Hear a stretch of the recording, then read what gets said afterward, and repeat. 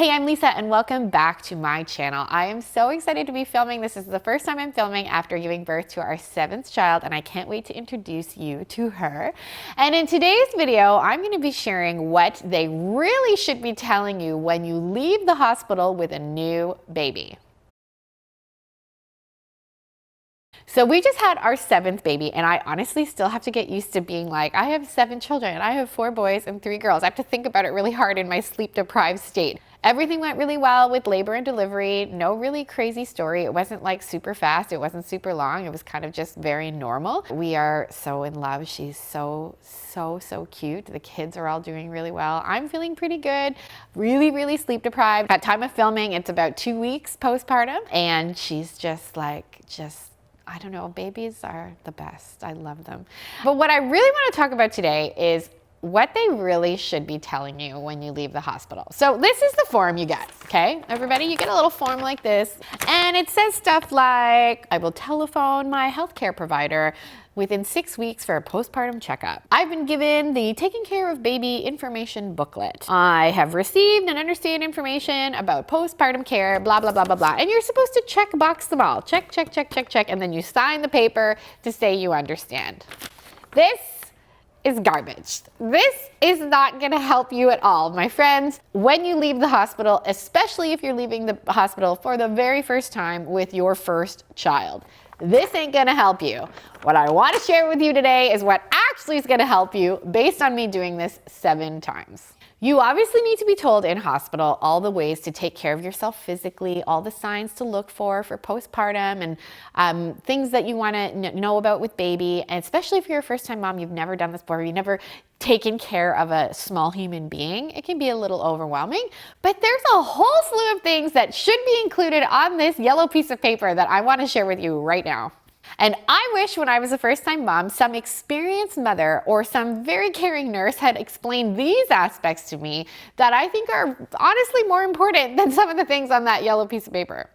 Number 1, checkbox.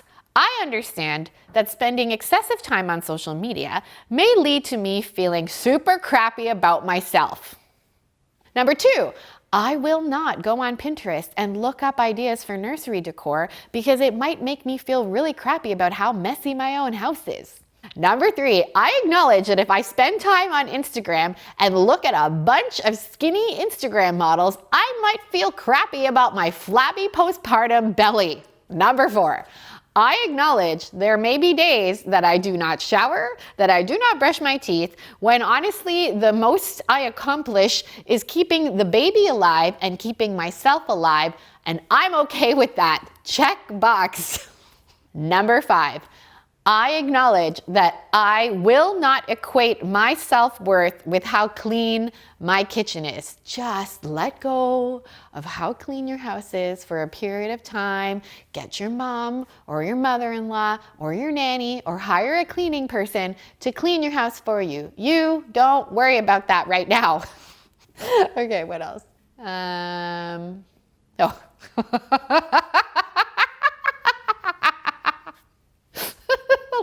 This one's really good. Number 6, I acknowledge there are gonna be times when I'm gonna wanna look at my husband and scream at him because I think he's not doing anything because I'm the one up with the baby all the gosh darn live long night. I acknowledge I will not yell at him because he is doing other things like taking care of other children, taking care of me, holding the baby when he can. I will not scream at my husband because I think he's not helping. Oh, I legit wanted to scream at my husband in the early days of being a mom because I was like, you aren't doing anything, I'm doing all the work. So just acknowledge, checkbox.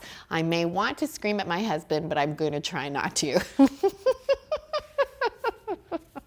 Number 7.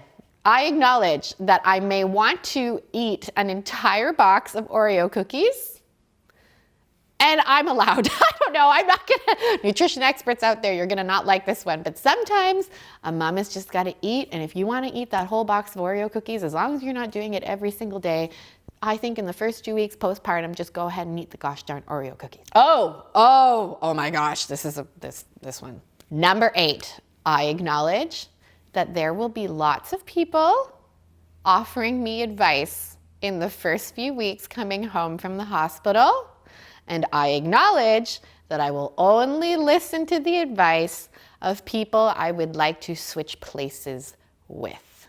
Number 9, I acknowledge that coming home from hospital, everybody has different energy, and I'm not going to compare myself to my friend or to my sister or to someone else who had a baby. If I feel like going for a walk and I have energy to do it, I'm going to go for a walk. If I want to stay at home and lie down all day, I'm going to stay at home and lie down all day, and that's okay. Number 10, I understand that I have nothing to prove during this time. The most important thing right now is keeping baby alive and keeping me alive.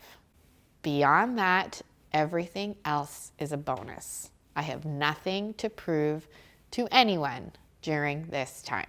Checkbox number 11. I acknowledge that there will be things that will just make me cry, like a commercial, or how cute the baby is, or something nice my husband does, or how exhausted I am when I look in the mirror and I just want to die because I look like I am a former shell of myself.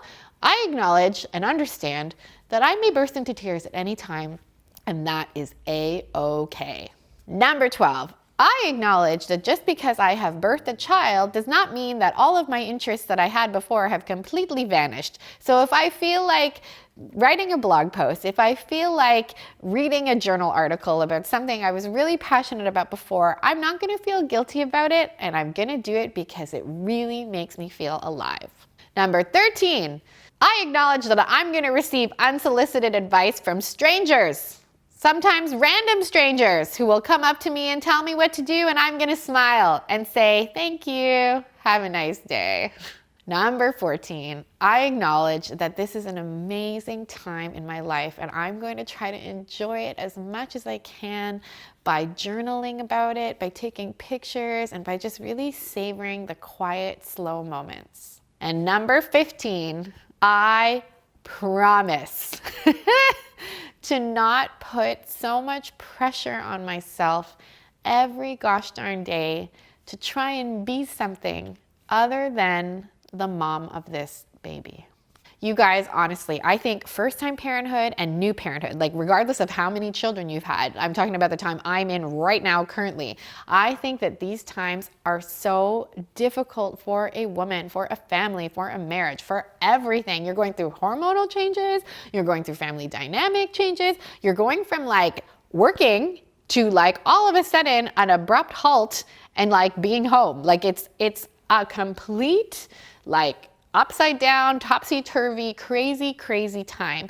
And so these are the things that I wish that new moms especially would hear from a nurse, from an experienced mom. These are the things that should be on a piece of paper. So guys, I've actually written out all of these things and put it over on my blog. So check out in the description the link where you can go get it.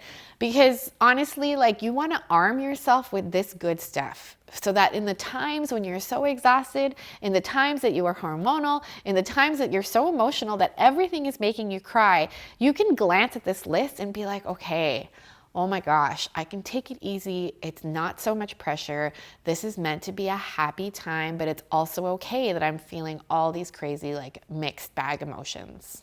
And if I could add one more, having a new baby will send you on an emotional roller coaster that honestly, like, especially if it's your first time doing it, it's really not comparable to anything else in life. Like even if you worked at a daycare or have taken care of, your sister's kids or something, or have extensive experience babysitting, the identity change that one goes through as a first-time mom especially is honestly just like unlike anything in life. And so I just really hope that this video gave you a little bit of encouragement, a little bit of hope, especially if you're a first-time mom, and maybe made you laugh a little, I don't know, but made me laugh. But these are the things that I'm reminding myself of, and I hope they really helped you too. If you like this video, I would love for you to give it a big thumbs up and hit the subscribe button and that bell, and come back next week, because next week I'm going to be talking about why I have so many children, and am I done having children? Thanks so much for watching, and cheers to designing your beautiful life.